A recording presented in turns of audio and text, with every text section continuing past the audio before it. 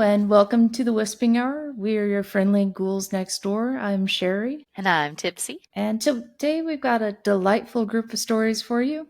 We'll be talking about a spirit hitchhiker, ghost lights, a hunting skinwalker, the Kendrick House, and an unusual sighting, and finally the Peace Church Cemetery. Nice, nice. And so that's what we'll be talking about. And thank you all for joining us. So, Tipsy, how was your week? Did you watch or read or play any interesting games this week? Or Not a whole lot. I've been kind of taking a little sabbatical on the gaming side of things. Now I've picked Fortnite back up, and that's been about it. But it's been a hit and miss. I'm too old. I'm getting too old. My I, reaction time is not as good as it once was. yeah, I know what you mean. Like, I really want to try the new Battlefield out, but same kind of boat. Like, it's just the reaction times. So I tend to first player games nowadays, just for that Right? reason. I just started another playthrough of Cyberpunk 2077. Oh yeah. Yeah, and because I just finally picked up the Phantom Liberty DLC, and so it is. I'm in the midst of that. I Yeah, just it's I haven't finished it this week. awesome. Yeah, it's always a fun time. I love that game. I got it when it first came out initially, when it wasn't very optimized and it wasn't very great. But It was still pretty good for its time. Like yeah, for like what's 5, 6-year-old game. I yeah, mean, they yeah. But they did really well with it. definitely, yeah. But they've had a lot of updates. It definitely improved Yeah. it quite a bit. So I finally started watching the new Aliens Earth series. Oh It's yeah, yeah. How's is that really going? good. Yeah. It's really good. Like, the production value of the set is like really high. And it really feels like you're in that universe. So I think they really captured the feeling well. And they Cool. definitely don't shy away from the violence and whatnot of the Alien franchise. So Yeah. overall, definitely looking forward to finishing it. You'll have to tell me. I liked Alien, but I wasn't a huge Alien, like that wasn't my peak. I was more on Predator. Like I liked Yeah, the Predator series and franchise, that portion of it. yeah, AVP is kind of what drew me back into the Aliens portion, but yeah. yeah, I dig me I some Predator. think gotcha. Okay. I think the same person who did the last Predator movie Prey that was on Hulu is the same one who's doing the new one that's coming out. Ooh. So Yeah. so if you liked Prey, then you might want to check it out. But yeah. So I think that was all I was up to. Nothing too exciting, but Yeah. all All right. righty. You ready to get into it? I definitely am. All right. So, my first story today is actually about a spirit hitchhiker. When I looked into this, I kind of was looking up just other kind of well known ones, stories about them, and stories of different sightings along the roads. And from what I found, this is a pretty common thing to happen along roads. And so, there was some of note that I kind of read about, like the Archer Avenue in Chicago, Illinois, Resurrection Mary. Basically, she's described as a young woman in a formal white dress with blonde hair and blue eyes, and she gets picked up by people and she's like usually very quiet for the ride. And then when they pass Resurrection Cemetery, that's whenever she just disappears. There was a couple other ones that I read about which were kind of interesting. So another one that actually involves a phantom pickup truck in Clinton Road in West Milford, New Jersey. So it's basically known for following drivers, basically traveling behind drivers and then just vanishing. Oh my And that's gosh. yeah, and that pickup gets seen a lot. And it isn't even limited, of course, to the United States, of course. But there was one that I thought was really interesting that I read about. It was located on the E8 expressway in Malaysia. And so basically, it's like a notorious stretch of road between Kuala Lumpur and Carrick. And it's known for people seeing a phantom yellow Volkswagen. So it kind of appears out of nowhere and it attempts to run people off the road. People have even said it appears next to them, next to their cars, and just kind of follows beside them as well, even. Oh my gosh. Can you imagine that A craziness? Like, you think haunted you're yellow Volkswagen. a haunted yellow. Yeah, you see this coming, you think you're going to be run off the road and then it just vanishes. And yeah, that'd be crazy. Wow. Have you had What if any it was the little experiences? shaggin' wagons?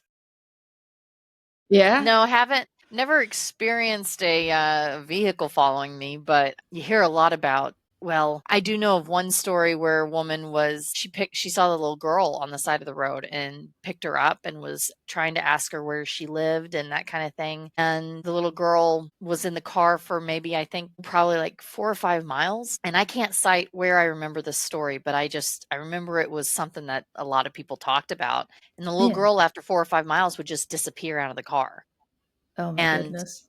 it was yeah, it was one of those things, it was just, but the woman had a full-blown conversation with her and, was asking her where her mom and dad were, and she goes, "I don't remember where my mom and dad are, but I know they live, north here, some odd," but she was in a little dress, kinda something everybody always said she was in a little dress, like a little blue and white dress, Okay. and it was I mean, if I had to think blue or white, I'd probably say, like, maybe 40s or 50s, but yeah, so Ah, there's no okay. telling there's nothing I don't know any more out around that, but a little eerie story that I've heard more than one person talk about. Yeah, that's the one Yeah. common thread I found throughout a lot of these. There's just several sightings of the same kind of ghost, every time. So, Yeah, the woman yeah. in white, that one's, like, common, I think a lot of different places. I mean, there's several TV shows that talk about the woman in white on the side of the road, and as soon as they Yeah. pull up to stop, she's gone, but they see her as they're driving up to her, and Right. yeah, or like, I think there was one in Ozark, Missouri that was a woman in white on the bridge. And people, every time they'd go to stop her from jumping, they'd get out and there was nothing. Oh, It wow. was just, yeah, that one's kind of prominent down in that area. That's Yeah. awesome. Okay. I haven't, I don't have any kind of personal experiences of Yeah. that, but I would definitely love to have one. I'll say that. No, depending on what it is. I don't know Right. how. The one I'm about to tell Wouldn't you like it to be today, malicious. right? Yeah. So the story I have today, I'm not sure I would like to have the same kind of experience, but I think you'll understand when I get into it. But yeah, so with this story for today, it comes from a Reddit poster named Alias Santiago. It actually comes from his grandfather, and his dad told him what happened in this story to his grandfather when his grandfather was younger. So he was told this story when he was in his.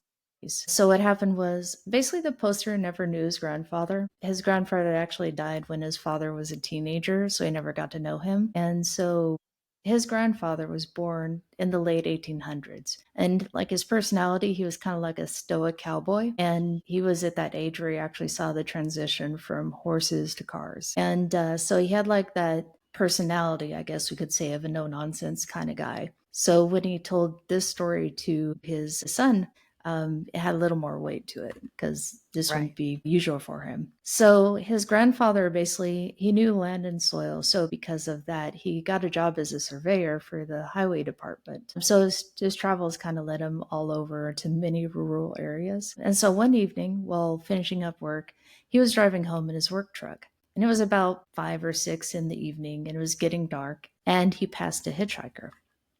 But he didn't stop though, because he wasn't allowed to because he was in his work truck. So he just passed them by. And then suddenly, without any stopping or slowing down on his part, the hitchhiker he had passed just kind of appeared in his truck in the passenger seat. And he knew this was definitely not normal and a kind of impossible situation, but he kept calm. He even refused to look at or acknowledge the passenger. So he just like kept driving and he kept an eye on the passenger through his peripheral, Mm. basically, and just didn't engage, probably hoping that the passenger would just leave as easily as they appeared. So about 10 minutes pass. Yeah, he doesn't say anything to the spirit and he just keeps his eye on the road. And the spirit doesn't say anything to him either. And then suddenly, after about 10 minutes, his passenger just disappeared. And so the road that he's on is at this point, like a back road. And so, in all that time, he hadn't seen any cars that was coming towards him or that passed him or followed him. There was just basically no other cars on the road. So he keeps driving, and about a mile up the road, he sees the same hitchhiker. But there's no way someone could have made it that far up the road from the initial sighting. And he basically recognizes the same hitchhiker. Oh This my time, gosh. This time he passes, and nobody joins him in the car this time. This time he actually passes the hitchhiker and just continues on. And I guess nothing else of real note happened for that trip. And he only told his grandfather only told that story once to his father. So yeah, that's what happened. He had a little bit of a hitchhiker for a little while. Oh my gosh. Now I've had the only similar thing I would say I've had as far as paranormal and being on the road. When I was younger, I was not the wisest. Please do not follow my example. We rarely are. But I was coming down the road and I was blaring my music and I just thought it'd be funny to do a little it was in the middle of the night too. It was wee early morning hours. And I'm just driving around. I'm just having a time of my life, singing real loud in the car. I decide I'm going to flip the lights off and keep Oh, going and see how far I can dare myself to do this, right? Like, can oh I make a no. song? Can I make two songs? And I'm flying. And I know these back roads, and I kind of felt it in the back of my mind. I was like, okay, I know where I am. I'm getting ready to come up on a T because I'm on the straightaway of the T. And sure enough, as soon as I started thinking all of it, I said, I hear this whisper of lights. And I'm like, okay. So I Oh flip wow. them on. Sure enough, I was, as soon as I flipped the lights on, I flew past the T and I was in the ditch. And I drove out of the ditch Oh no. and I skirted and then I just stopped and I sat there and I'm just like, okay, listen to that a little bit closer next time. Yeah, yeah. I don't Should have know. heard my, but You yeah. probably had a little bit of guardian looking out for you that day. I think I had Yeah. something similar when I was a kid. So I used to ride my bike a lot as a kid. We lived like roughly about 5 miles from the beach, and so in California. And so I would actually regularly ride my bike to the beach because there were the bike trails along the beach that I would ride down. And I remember one time I was going along, and it was even downhill, and I was just flying at this point. And I was coming up to this intersection. It was a green light for like the traffic in the direction I was coming from. And normally I just would have like gone, right through it, as normal, because basically as a biker you follow the flow of the traffic essentially. And then I was like maybe about halfway down that hill, and I don't know, I just like suddenly had like this urge, like I need to stop. Like I don't want to just continue as I normally would. Flying. Yeah, and flying at that, right? And so that's what I did. I actually hit the brakes, did the skidding thing and everything, and I stopped short of the intersection. And that's whenever an ambulance went by without, I think they didn't have their sirens on, it was just the lights. An ambulance went right past that intersection. I think I would have been like a, Oh yeah, smear right. at that point. Yeah. So, Oh my yeah, gosh. Yeah, I tell you. definitely. Yeah, Well, are you ready for the ghost light? I This is am. an I'm definitely on the interested. road experience. Okay. So the ghost light can be dated back as far as the Trail of Tears in the 1860s. Okay. The first actual publication of it even being published as something of a phenomenon was in, I think, 1860. I've got my little notes here. 1881 is the first actual publication, like in record of the Joplin spooklight, or the Ozark spooklight, I think was originally what it was published as. Okay. So It it's been became the around for Joplin. quite a while. Yeah, yeah, a few hundred years. The Quapaw Indians were the ones that actually, they're the ones that talked about when during the Trail of Tears seeing the ghost light.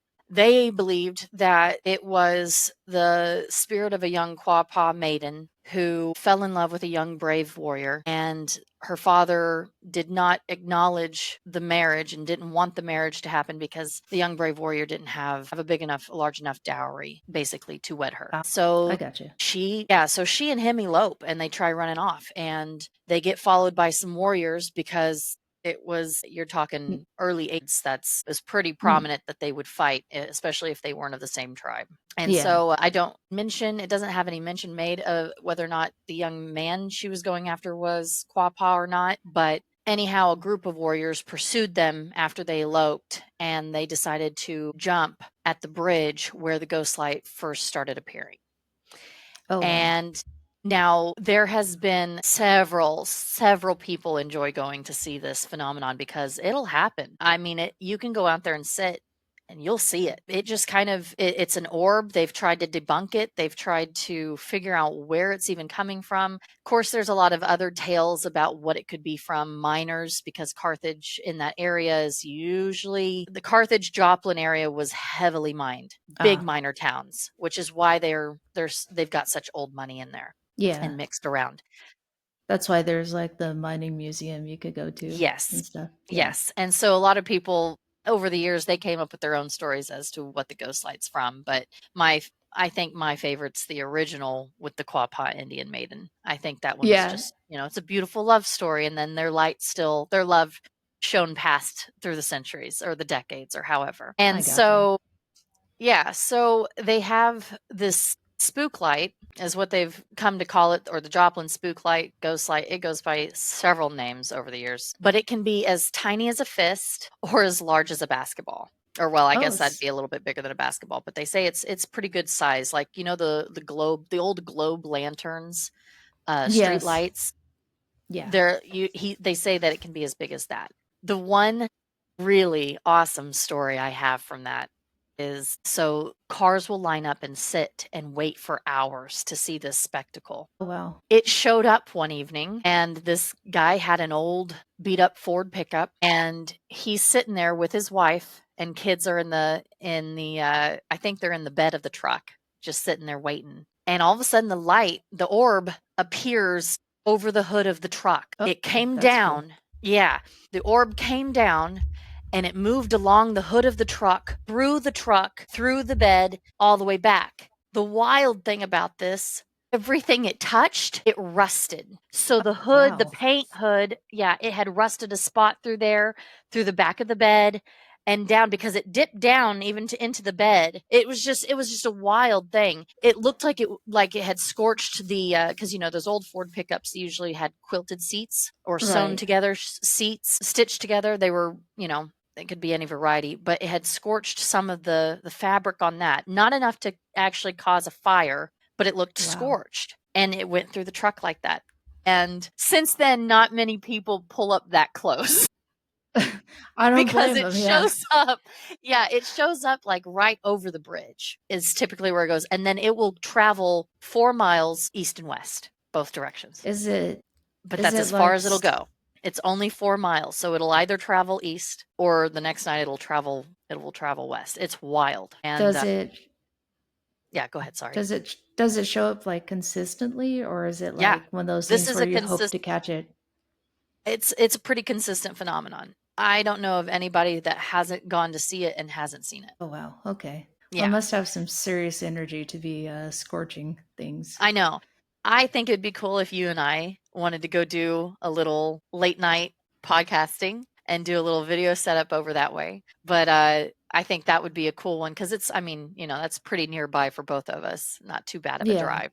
But yeah, it's one of those things that you have to believe it or you have to see it to believe it. And most Right. people, they aren't disappointed. That sounds interesting. I would be But down yeah. for that. That's something we might be able to do. I would love Okay. to. I've never sat and waited for it. I've driven along Route 66 several times through there, but it was always during the day. And this is Ah, it kind of happens during twilight into dark. I gotcha. Okay. So it can happen anywhere in between there. Yeah. It's Okay. it's a neat little thing. But yeah, the spook light, the Joplin spook light. That's That all I would got. definitely be awesome. Okay. That's cool. All right, I like that. Yeah, we should totally plan for that. I think Yeah. people would love to see that on the channel too. Oh But shoot. okay. Yeah. All right. Well, for my next story, okay. So, my next story is actually about a skinwalker. So, I tried to look up kind of some rules about skinwalkers and could really only come up with a few because you know how they have like rules for things like the Yeah. Appalachia rules, and things like that. Don't So, a whistle lot at of what night. yeah, exactly. Yeah. So, what I tended to find was like a lot of general rules for supernatural things as opposed to specifically the skinwalkers. But there was like if you think something is calling you, ignore it. Yeah. That's what And my then, grandmother but always there said. was, yeah. And there was this other one that said that to not call it a skinwalker, which of course I'm breaking on there, but that's okay. And, but that one in particular had a lot more, well, at least a bit more information on it. So essentially, it comes from discussing it openly and calling it by that name. It's basically believed to invite its attention, drawing that entity to you or your location. And so when I kind of look a bit deeper into that, it kind of ties to basically the spiritual risk of the lore. In the lore. So, for Native Americans, for them, the most dangerous act is discovering and speaking the skinwalker's true human name. So, that's what I had read about that. And so I think in, kind of spilled over just in general lore. So in the English term, essentially skinwalker, it's saying that it's considered by some to have the same effect as saying its true name. And the creature is believed to gain power from the fear and attention of its victims. And so, yeah, it's kind of looking into it. And that's kind of the things that I found here. And so the biggest thing is that kind of the consequences is what most people are concerned about. So, like I said, you can attract its attention and draw it to your location. And then once it's drawn to your location, they're known to mimic familiar voices like relatives or friends, lure people out of their homes, or knock on doors or walls or windows to try and get you to respond and investigate and look into it. Yeah. And so those are definitely the things that I had found. And kind of the story I have has most of those elements in here. All right. And so this one here, so this story comes from Carol Ann of, and that basically had looked into that story and from a poster named SA. So in this case, every time I refer to the poster, I'll just call them the poster, but that's all I really had on that. So in this case, the poster would go camping with her grandparents at the end of every school year in California. She looked forward to it every year. She loved the outdoors and loved camping with her grandparents especially. She said she always preferred being around trees and dirt rather than buildings and crowded places. So for her, this was, a retreat and a lot of fun. Basically, the woods made her feel safe, and she enjoyed really the peace and the quiet that they brought. Of course. I can definitely relate to that. I love Same. hiking in the woods. Yes. And so something strange would always happen at the end of May. And this started happening when she was around 5 years old. So she would have this recurring dream during the last week of the school year. So in her dream, she would be walking down a dirt trail in the woods, and all around here, the woods were very eerily quiet. So, like something was around, like that kind of a thing. Anybody that goes walking or hiking through the woods, is probably aware of that. And so eventually she came across a fox, and this fox would poke its head out from behind a tree. So she stopped walking and then she looked more closely at the fox. She noticed a few things about the fox that just weren't normal. So the thing that always stood out about this fox were that its eyes were yellow, and they looked a little bit like teddy bear eyes. The fox would just stare at her and not make a sound at all. It just watched her. So normally in her dream, she would go to reach out and try and pet it, but that's when it would give her a growl at her. It'd be like a low, soft growl. So then she just decided not to and would continue walking along that dirt path. But then the fox would actually start following her at that point, and it would walk beside her. And so yeah, she started having this dream around 5 years old, around the same time frame. And she had it every year until she was around 11. Oh my gosh. Yeah. And it would happen the same way each time. She would walk through the woods on the dirt path, she'd see the fox, she'd try to pet it, and then she'd continue walking. But around the fourth dream, that's when it changed a little. So after passing the fox, instead of it walking beside her, it began to walk behind her. And she would actually start to get kind of a bad feeling about the fox. Like before then, she didn't have any kind of bad feelings at all. But when it started walking behind her, that's when she got basically a bit uneasy. A She'd little bit look more back. predatory. Yeah. She would look back behind her at the fox, and the fox would just be walking along and not doing anything unusual. She thought she saw it smiling, which was also another weird thing about the fox. It's uneasy.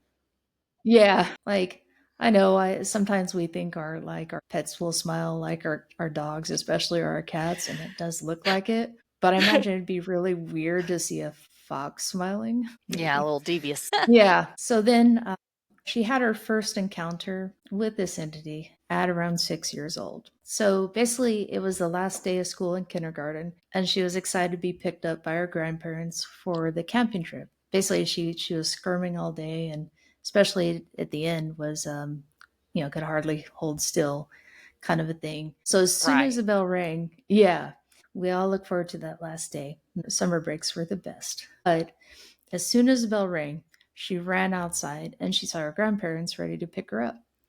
So they had the pickup truck that they were traveling in, all packed for the trip, and they were towing a camper behind them. It was an old red pickup with a bench seat. So she sat right between them for the 2 hour trip to their special camping spot. So, where they liked to camp, it was pretty deep in the woods. They didn't want to be near anybody, basically, because Right. basically their grandma specifically didn't want to be near other people when they were Yeah. camping. So they got there and grandma and grandpa set up the camp. And so while they were setting everything up, she wandered off into the woods a bit. She decided at that time frame she wanted to dig up some bugs. Pretty normal 6 year old activity right there. And so she picked a spot and she just started digging. And she noticed that the woods got really quiet. She knew there should be some sounds like birds, bugs, creaking branches, just really anything, but she wasn't really hearing that.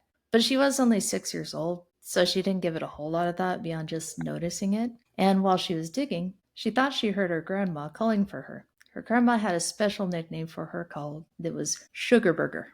Sugar Booger. I thought that was an awesome nickname. Sugar burger. Yep. And so that's what she thought she heard. But it was coming from far away, like deeper in the woods, opposite from their campsite. So she looked up and she stared in that direction, but she didn't see anything or anyone. She knew where the campsite was, though, and she immediately realized that this was odd because the sound wasn't coming from where her grandparents were. Right.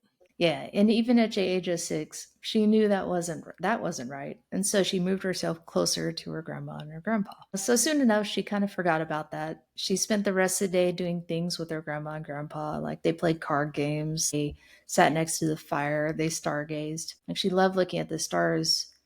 Because in the city she couldn't hardly see them, and out here they were everywhere.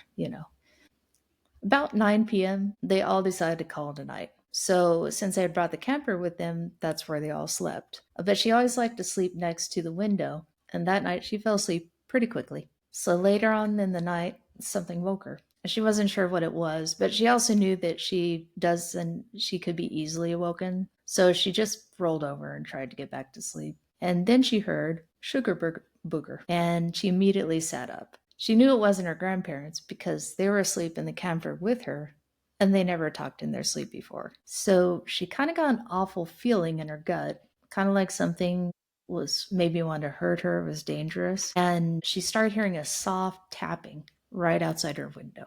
It was just loud enough for her to hear, but not loud enough to wake her grandparents. So she was frozen in fear. Like she kind of tried to chalk up to like a branch tapping against the camper from the wind, but she knew it wasn't because where they parked, they weren't near any trees, at least that close, I should say. So she tried to be brave and she looked out the window. And when she pulled the curtain aside just enough to peek out, she immediately saw these large yellow eyes. They looked a bit glassy and not real, staring back at her, kind of like teddy bear eyes. But they were cold and they really felt unfriendly. So, in a panic, she closed the curtains and then she hid under her blanket. Yeah, and at this point, she'd never been so terrified in her life. Like, she had tears streaming down her face and she was just waiting for whatever it was to go away. But she could still hear that tapping noise. And over time, it started getting a bit louder and a bit more persistent. And eventually, she was so exhausted, though, that she did end up falling asleep. And so she kind of slept in that day. Her grandparents didn't wake her up. And then around noon, her grandma did wake her up and said that her and grandpa were going to go fishing. And they wanted to know if she wanted to go. She remembered everything from the night before and was terrified to leave the camper and running into whatever she saw. So they went fishing without her, and when they came back, she finally got the courage to leave the camper. She played outside, but she kept constantly looking around for those eyes. And her grandmother noticed her behavior and asked her what was wrong. So she told her grandma what she saw and heard. And surprisingly, her grandma believed her. Her grandma talked with the grandpa, and with some convincing, he finally agreed to change their camp spots. So they spent that afternoon and packed everything up. So her grandma put her in the truck while doing all this, hoping she maybe could get some sleep because she didn't hardly sleep the night before. But every noise she heard made her look up to see if it was that thing from last night. And she felt like she was being watched the whole time. And if she just closed her eyes for even a moment, it would get her. So then she heard her name. Not her nickname, though. This time it was her actual name, and her grandma wasn't far away. And her grandma heard it too. Immediately, her grandma looked in the direction of where her name was being called from, and then she got in the truck with her and hugged her. And she was, at this point, she was crying again. She was crying so hard that she was kind of coughing as they drove away. And something told her to look out the side of the window of the truck as they were driving away. And then she had this wave of fear because she saw in the woods a red fox with yellow eyes that looked like teddy bear eyes sitting in the middle of their campsite with a little bit of a smile. And so from then on, every year, they'd always camp in more populated areas. But she had one more encounter with this entity. What do you think so far? Oh my gosh. I've been getting goosebumps, but yeah, I sure as hell wouldn't be going back. Right? Like, I'd be afraid of those woods from that point. They always say that, foxes were trickster spirits and were Yeah. I think natives I think there's quite a few natives that always believed in as foxes were trickster spirits. But other religions and such, they other cultures also believe the fox is a trickster. So Yeah. kind of Yeah. wildly known that they just, yeah, the devious smile. And I Yes, love foxes. I do. I love Fox. Saber Fox, I love watching all their videos. Yes. But but yeah, she they went back every year. They went to different areas, and she didn't have any more experiences in that area. Basically, from then on, but she always kind of remembered it, and she kept having that reoccurring dream. Still, up until 11. So then years later, a lot of time had passed. And in that time frame, she had done some research on what she might have saw. By now she knew what a skinwalker was. But she was still paranoid anywhere when they were near a wooded area. But it'd been a long time since she'd seen anything, and even longer since she had any kind of odd dreams. And so at this point, she was 17 years old. So she was just living her life. Matured. And so that year, she and her two younger siblings had a Christmas vacation with their aunt and uncle who lived up in the mountains. She loved spending time up there, but what she didn't like was that her aunt and uncle never closed the curtains. Probably because, they were near the woods and liked looking out. Makes sense. Yeah. But she still felt safe in the house, and she knew that they would never let anything happen to the kids. They were definitely protective for sure. Yeah. So this year, their aunt and uncle had a new puppy named Pan. The pup was only about a year old and would really only listen to their uncle, but overall, he was a pretty good dog. So one day, while her aunt and little sister went into town for a girls' day, she decided she'd rather go with her uncle and little brother on a 4-hour hike that would take them into town. Now, this was something that they had been talking about since she got up there, and so she was really excited to go. And they even brought the new pup along, Pan. And so I think the pup was about a year old, so, pretty full sized. So about an hour into the trip, she slowed down a bit to kind of admire the area. She remembered thinking it was so peaceful that she could stay there. She was really enjoying, her time. But she noticed after a while, it suddenly gotten really quiet. And she could clearly hear her brother talking to her uncle and their footsteps from further ahead. So and she looked at the dog, and Pan even noticed things were a bit unusual at that moment because the dog was on high alert. So basically, Pan's ears went up, and then suddenly, Pan started growling softly. So she picked up her pace to get closer to her uncle and little brother, thinking maybe a wild animal was nearby, like a coyote or a mountain lion. But now her uncle had also noticed how quiet it was and told her and her little brother to stay close to him. But Pan was still growling. That same feeling from when she was 6 came back. That ice cold fear that something unnatural was nearby. So she tried so hard not to remember those eyes, but it's all she could start, think about at that moment. And she thought back Right. to that night when she was 6 years old and just huddled under the covers, and those all those feelings came back. But then she just noticed that her shoelace was untied. So she knelt down super quick to tie up the laces so she could catch up to her brother and uncle. And that's when she heard it. She heard her name be called from the woods off to the side. So her eyes widened and her heart just dropped in her stomach and she began to shake. She heard it from right beside her. So slowly she turned to look, and there it was, that same red fox with the same yellow eyes and that same smile. This time, though, it was so close she could see it clearly. Its fur was matted and dirty, and the smell was so horrible. It smelled like a combination of rotting flesh mixed with garbage. Ugh. Yeah, that smell is just something else I couldn't imagine. And its limbs were way too long for a normal fox. They even appeared to be bent the wrong way. And the worst part were still the eyes. They were the same yellow teddy bear looking eyes that looked even emptier than she remembered. But she was so terrified she couldn't run or scream. She could only stare at it. That's when it called her name again.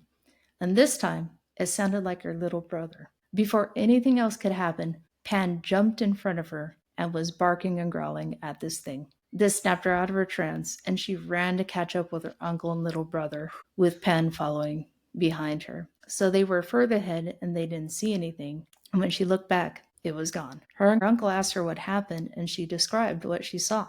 So her uncle, much like her grandma, seemed to believe her. So he began to pray and sing a song under his breath, and he gathered them all together so they could get off, get to their destination. She was scared, too scared to look back from that point, and she, like the entire rest of the trip, she was staring at the ground while walking. So together they continued walking. They finally made it to town, and her uncle called her aunt, and she came to pick them all up. And he said it wasn't safe for them to walk back to the house. But her aunt was confused because they knew he'd been talking about this hike for days, but it just went along with it. And so she came and picked them all up, and Pan sat next to her the entire car ride back. So when they got back, she told her aunt and uncle what she saw. And it's at that point, that's when they both prayed. And they made sure the house was all locked up, and her aunt even put stuff around the doors. She thinks it may have been ashes, but never found out for sure. This ended that Christmas trip early, much like the camping trip from when she was 6 years old. Her aunt and uncle weren't sure that she was safe, so they took her and her younger siblings back home. Since then, she had moved away to Kentucky. They were in California for initially. So as she got older, she moved away to Kentucky, and since then, she hasn't seen anything like this again. But she still wonders if it's hunting her and if she might even run into it again. Yeah, from the sounds of it, he had definitely had his nose out for her. Oof. Yeah, Yeah. that's So, spooky. I don't know of very many Skinwalker stories, but the closest that I ever came to was my husband and I had gone with a friend up to Vegas. And anyhow, she had a timeshare place and whatnot. And so we were all in this little apartment basically. And anyhow, the night before we'd all been, it was Vegas. We were drinking of age, of course. okay. Yep. And anyhow, she goes, "Oh my gosh!" The next morning, she goes, "I had the wildest dream," and so we're like, "Well, you got to tell us now." And she dreamt about this owl, and it was a tall owl. Like she described him as really tall, like 4 or 5 feet tall, and Oh, wow. that he had been calling her name from outside the window. And anyhow, in her dream, she got up and opened the window, and then he just sat there looking at her off the balcony. Anyways, he called her name again, and that's when she woke up. And then she was freaked out to go to the window, Oh, but she yeah. heard I some would be too. rustling. And sure enough, there was this owl sitting there, but it wasn't a great big owl. It was just a tiny owl. And he kept hooing at her window. And we were all like, what the hell? And so we immediately, Skinwalker. And that was the ongoing joke. But yeah, she goes, it was the creepiest thing. She knew she was dreaming, but she goes, it was like it was real, like, as it was the same place, it was the same area, same house, and an owl right outside. Oh, It wow. was kind of wild. But yeah, that's about it That's for kind me of, on that. that's crazy. Have you heard anything ever about skinwalkers? Well, I've never encountered anything like that before, really. So I just don't have any personal experiences. Although, Yeah. from what I read about them, that might be an experience I could do without. Right? Yeah, it's yeah. Eerie stuff. So my next story is about Peace Church Cemetery. This is a little place on the border of Missouri and Kansas. And this cemetery, they say, is haunted. And they say the one that haunts it is none other than Billy Cook. He was a troubled young man, born in 1928. He was born to 10 siblings. His mother died Big, from a cerebral hemorrhage when he was 5. yeah, Uh, big families were quite normal during that time. yeah, yeah, and his dad was a miner, but after his mother died, after Billy Cook's mother died, their father, I don't know out of if it was out of poverty or what. There's not a whole lot. The family themselves were very poor, hence his dad constantly working in the mines. But soon after she died, he took the kids to an abandoned mine and just Hmm. left them. Oh. And yeah, so Billy Cook came from it was a rough childhood. And a lot of people think that maybe there was something in the mine that possessed him because it had been abandoned for unknown reasons. And so Hmm. there was kind of speculation around that. But as he got older, he refused. They called him deformed, but he really just it was almost like he had had a stroke on one side of his face from the time he was born. So he had kind of just a droop. His left eye drooped. It was kind of slanted and whatnot. And so he was made fun of and such. But Oh yeah. foster, he just was in and out of the foster families. And eventually that he just told them he'd rather go to a reformatory, or in most instances, that was the penitentiaries back then. And so, yeah, Yeah. so he basically grew up in juvie and then the penitentiary and then was released So he started off with a afterwards. rough life, which probably didn't Yeah. help how he grew Uh, up to be. right. By the time he was 21, yeah, I think he was, I'm looking here. I'm pretty sure he was 21. That's when they released him. Yeah, 1950. He would have been 21, yes. So they released him from prison because he'd served his term and he left. Let's see, he was at the Missouri State Penitentiary and he decided to go to California. He started hitchhiking, and that's when he started committing a murder spree. And he Oh. kidnapped people, tortured them. In total, he had, I think, 12 victims, 3 of which escaped. 6 died, including a dog, Oh my because gosh. he'd killed 3 adults, but he killed the whole Moser family, which were a man and his wife and their 3 children and their pet dog. Wow. He killed them, injured a couple others with like a tire iron, a baseball bat, pretty well anything. But when asked about, whether or not he was guilty of the crimes, he always claimed that he wasn't. And then yeah, there was a lot of speculation that he wasn't mentally well. He wasn't, and that a lot of it had to be from his upbringing and whatnot. So Yeah. 1951, he was given the death penalty, execution by gas chamber.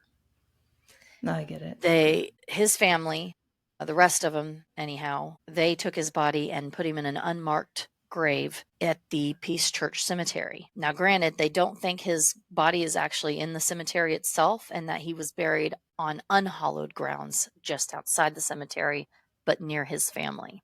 My husband and his cousin and I think a few of his friends had done a paranormal investigation out there, and they had a whole, I think, 2 hours worth of filming. They didn't see or witness a whole lot, but they did notice a set of eyes that Oh, came from wow. behind a tree. And so, but there's always been kind of some talk about Peace Church Cemetery being haunted and that it's the ghost of Billy Cook wandering around looking for his next victim. Their EMPs would catch things like, "I'll kill you," or "I want to hurt you," or "You need to leave," things like that. And so, they only stayed for a few hours and they felt like they got enough to get out of there.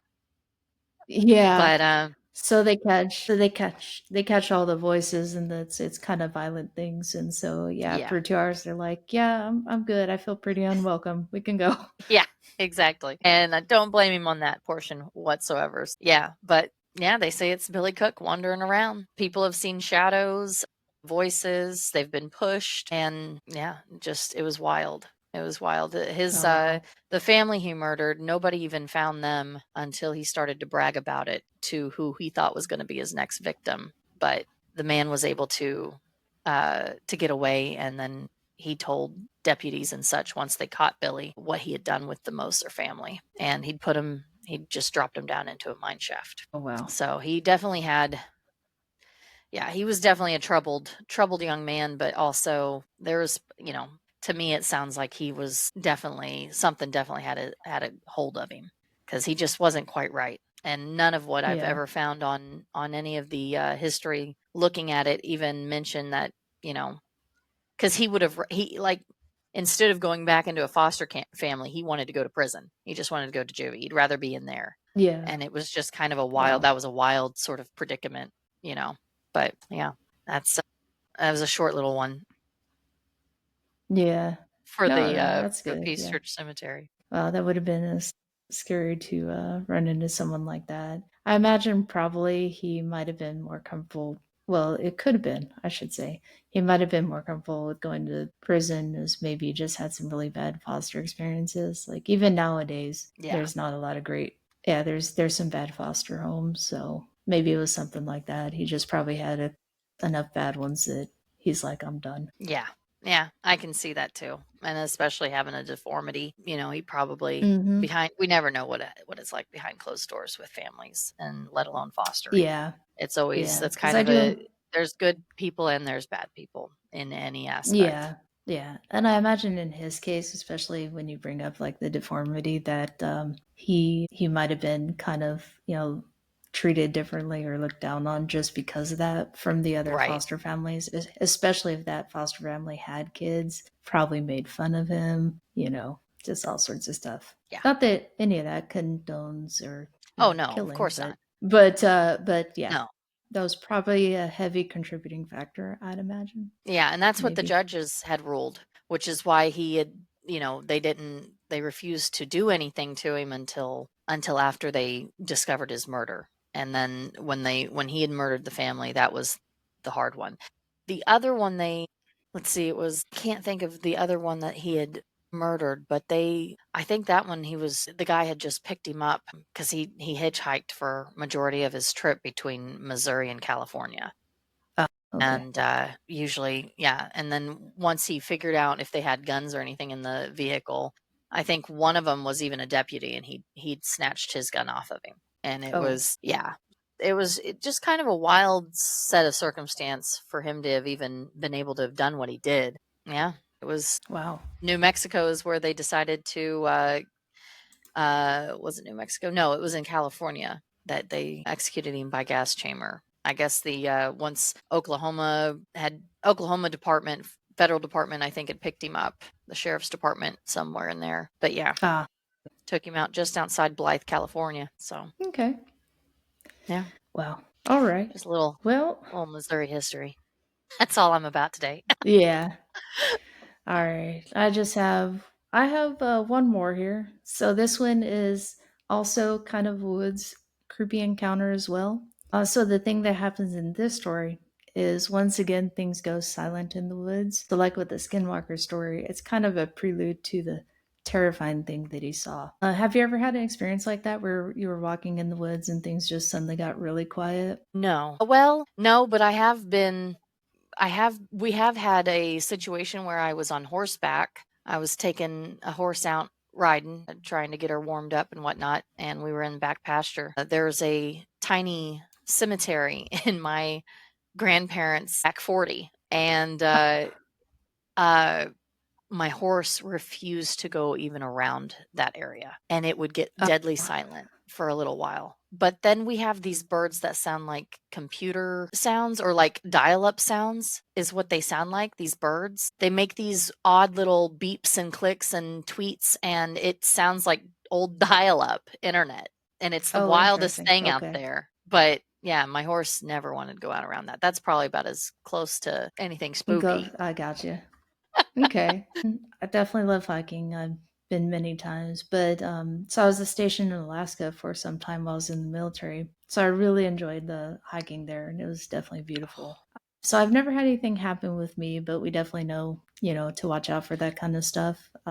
The unit was definitely big on like when you first arrive anywhere, you get your safety briefing that tells you this is the things you watch out for in the area you're in. And so some of my unit members basically they had experiences, but none of it was like paranormal or anything like that. For them, it That's was good. wildlife. Like, yeah, they'd be out walking or hiking, I should say, and they would things would Come suddenly get across a super bear. quiet. So yeah, exactly. So they'd like stop and look, and it'd be like a bear. So they'd either wait for a bit to see if the bear left, or if it didn't, they just would cut their hike a little bit short that day and just go back. But yeah, that was like the extent of that kind of experiences. So I never really saw any kind of anything like that. Everything I ever saw hiking was like, deer and moose and just things like that. Right. And But moose can be dangerous too, though. yeah, yeah. But in this story, also comes from Reddit, a poster named Technical Capital 980. They have a creepy encounter with something. So basically, this poster, he lived in a suburban area, but it had some woods in the area. And so one day he was walking home from school, and this was normal for him, about 5 p.m., and he saw something that terrified him actually. It even haunts him to this day. Like he still thinks about his experience. So he was walking back from school and like the poster didn't say how old he was, so I didn't really get a sense of that at any point. But the point is, he was walking back from school, and he was going through a forest trail that was near the road. But the trail wasn't hard to follow; it was very open, and the woods were very light there. But there was another trail that branched off that led further into the woods.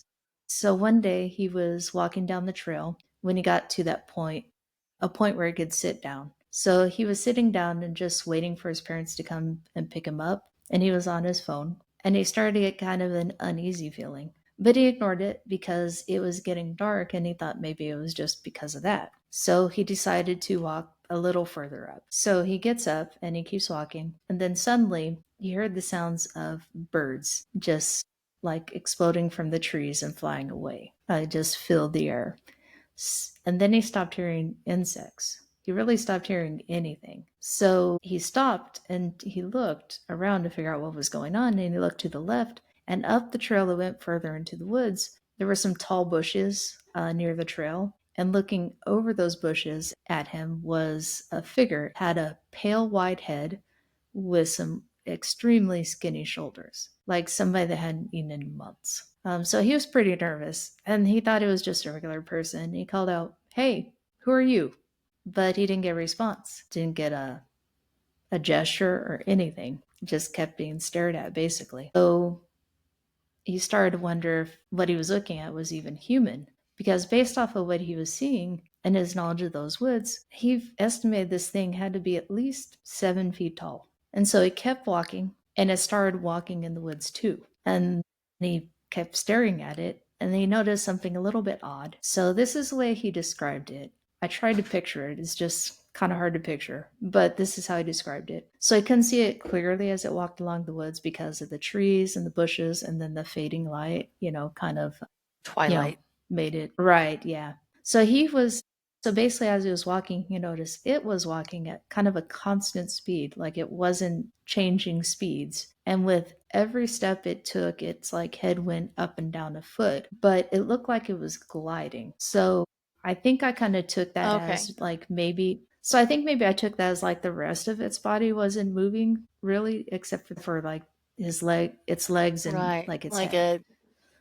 yeah, Yeah. kind So of made that's how it was basically wonky, described. a wonky motion, but Yeah. gliding Yeah. Right. Something just kind of unnatural looking from what you'd expect. is a vampire. So, and the whole time, yeah, maybe, no. And the whole time he noticed it, the woods were silent. Like, still can't even hear, like, like the cicadas or anything like that. Nothing else was heard. So he began to walk even faster. He wanted to get off the trail at this point, and he finally started running. And then suddenly it got to a point where suddenly he could hear dogs barking in the neighborhood. The sounds of like the forest sounds kind of came back, and everything seemed kind of normal. And he looked over and he didn't see this creature anymore. So he was curious, and because he started hearing things again, he felt like a little bit safer. So he wanted to see if he could find if there's like any proof of what he's seen. So he went Right. to where this thing was, and he saw a footprint that he had never seen before. And he even tried looking up online afterwards to figure out what it could have been, but he couldn't really find anything equivalent really online. So what he saw, it had three straight long claws. And when he researched this, the closest thing he could find was like an armadillo. But the problem with this was an armadillo had four toes, and this one had three. And he also saw some like large canine prints, like something in that style, I guess we could say. But the size of the prints was like he wore size 8 men's shoes, and so it was about half the size of one of the of that shoe. Like that's how big it was. And even more like weirder. So this was the one that I was reading this. I was like, okay, this last footprint is kind of makes me go, huh? So he saw very large deer footprints and then the three clawed footprint, and they were alternating in the line without any other footprints. And those could have So been, yeah, like so it it was had 3 sets of prints? I don't know. Like I'm thinking maybe the canine print was more like something else that happened to be in that area and he just Maybe saw it. just yeah, Yeah. I think the three clawed print and maybe the a deer deer print. prints would be the ones because the way he described it where it's like going in a line did with no other footprints makes me think it's like Like a it could spawn be of a, Loki. yeah, like What is that something thing? walking, like something walking, as opposed to Right, overlapping prints. Does that right. make sense? Yeah, because Um, animals will and that's what usually their he's, back feet will go before well, deer especially, they'll have 2 feet that attack when they walk. 2 feet will yeah, come together almost, and then the other right, 2. yeah, Yeah. yeah. And so that's what he saw. So, but yeah, basically ever since then, he would think back on this and kind of remember the experience, and he never saw anything like that again.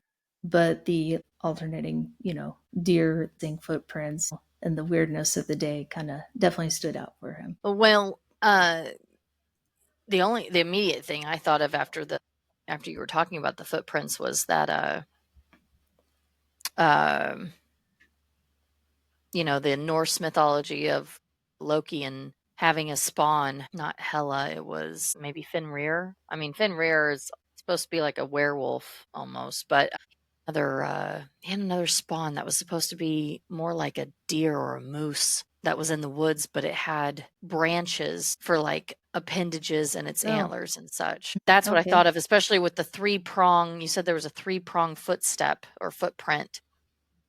Yeah, like three long claws. Right. Like it had three long claws is basically what it kind of looked like. So that was that's interesting. I wonder where that was. He doesn't make mention of where he Yeah. was. No, actually the poster didn't give like a state or anything. Yeah, so I'm not too sure Ooh, honestly. could be anywhere. Yeah. It was just kind of a weird thing overall. Yeah, it still had the same theme of woods went quiet, so, you know, you tend to Yeah. pay attention. Um, well, I got one last story, and this is about the Kendrick House on the edge of Carthage. Okay. Have you ever heard about it specifically, I the actually Kendrick have. House? Well, I've heard the name, but I haven't heard anything about it. So I don't really know anything about it. I'm familiar with the name only. Well, the Kendrick House is some of Carthage's most prized history. It's one of the only buildings left that was built before 1850. It was actually commissioned to be built in 1889. And during that time, it would have been considered a mansion because all of the other homes and houses in the area would Oh, have only been about one room log cabins at the time. So okay. this was a great big home for them. And I couldn't tell you what the square footage is, but after it was built, the owners they turned around and sold it to a Dawson. That's the surname Dawson. They Ah, he in turn within a short amount of time. I think it was, let's see, it was commissioned in 49, about 54, I believe. Yeah, about 54. Dawson had allowed his nephew, or his son in law, not nephew, son in law, William Kendrick, rent the house out. Eventually, the Kendricks bought it. But William Kendrick himself, he was an elderly man when he bought the home for his family. It was him and his wife, and they had, I think, 3 children: Elvira, Joshua, and there was one more. I think it was a William too. I think he was a junior. Anyhow, they bought the house. This was in before Civil War. So Missouri did have a few slave owners, and during the slave census, they did find out that there had been a black woman and her 6 children lived with the Kendricks and Oh, basically took care of the grounds and everything. I gotcha. When the Civil War took place, the Kendricks had their home open to both Union and Confederate soldiers. They wanted to stay out of it all.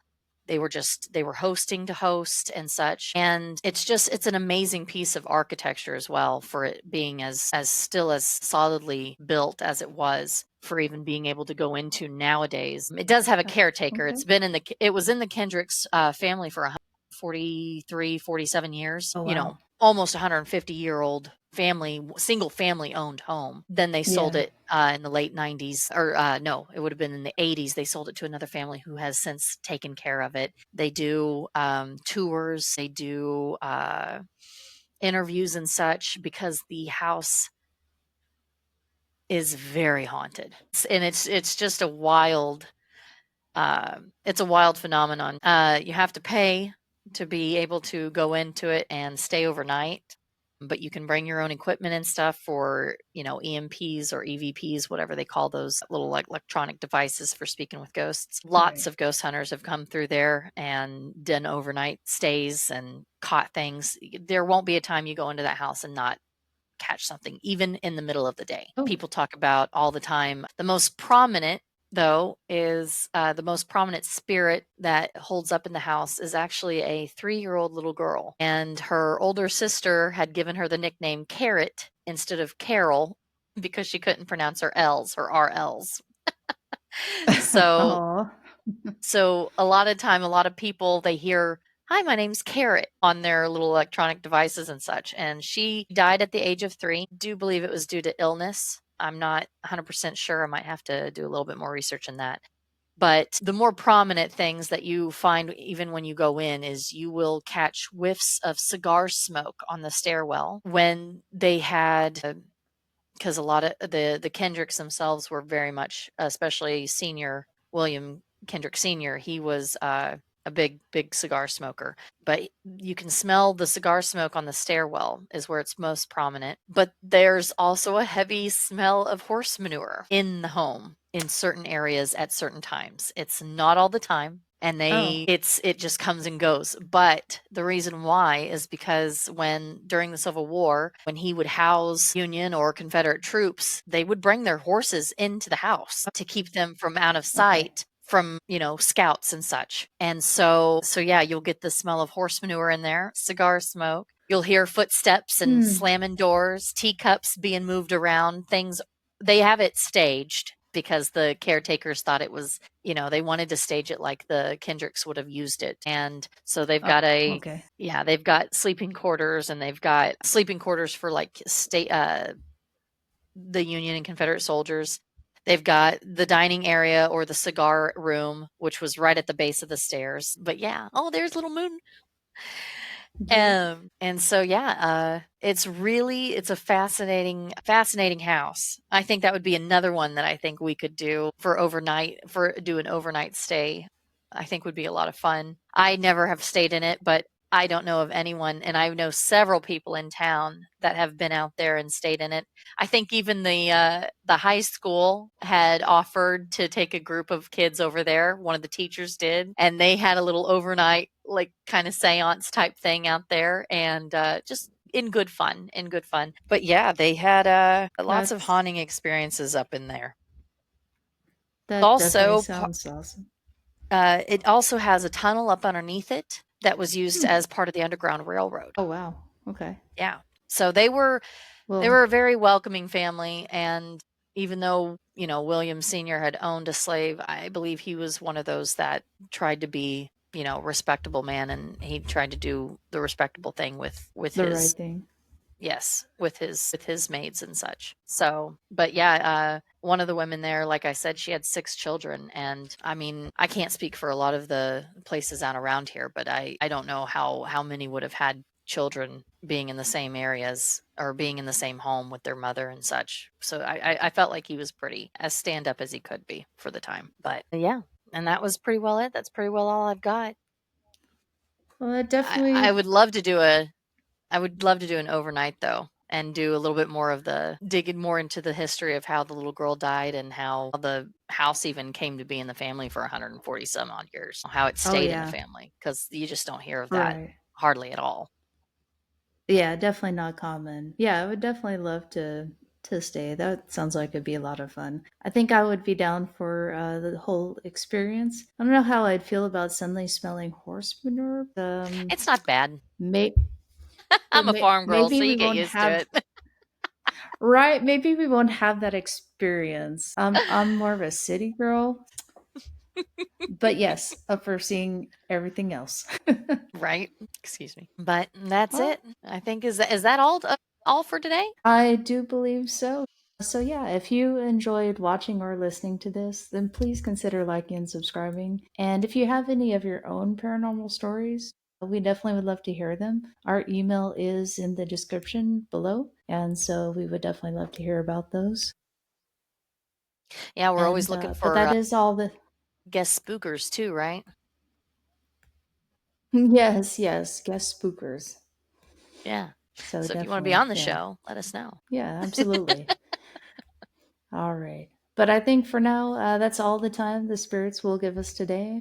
But I definitely thank you for joining us in the Wisping Hour. Don't follow the wisp too far into the dark. Till next time. Till next time. Okay. Oh, this is editor Sherry speaking, and I'm just kind of cutting in here to talk about something interesting that happened. So, as I'm editing the podcast, the software that we use to do this podcast has a transcribing feature as part of it. So, I was editing, and at this point in the story, when I was talking about the Skinwalker story, in the transcription, it said Tipsy said something that wasn't in the audio at all. So, up until this point, the transcribing has been spot on. So, all the words have matched up, even when we overtalk each other a bit, the software still picks it up.